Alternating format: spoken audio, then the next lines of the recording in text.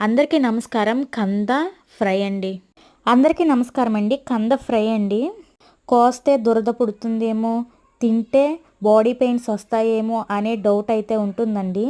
చాలా వరకు కంద అనేది తినరండి దురదగా ఉంటుందని. కానీ మేము కూడా తినము. ట్రై చేశాను నేనైతేని. కానీ చాలా అయితే చాలా బాగొచ్చింది. నేనైతే ఎలా చేస్తానో మీరైతే చూసేయండి. బియ్యం కొడుగు ఉంటుంది కదండి, ఆ కొడుగులో కంద దుంపలను అనేది కట్ చేసేసుకుని ఉప్పు వేసుకుని ఒక గంట అయితే నానబెట్టండి. దీంట్లో ఉండేటువంటి దురద అనేది పోతుంది. బియ్యం కడిగిన కొడుగు ఉంటుంది కదండి, అందులో ఈ కందనైతే వేసేసి ఉప్పు కూడా వేసి ఒక గంట అయితే పక్కన పెట్టేయండి. ఇందులో ఉండేటువంటి దురద అనేది పోతుందండి కంద దుంపకి. దుంపలను అయితే బాగా ఫ్రై చేసేసుకుని పక్కకైతే పెట్టేసుకోండి.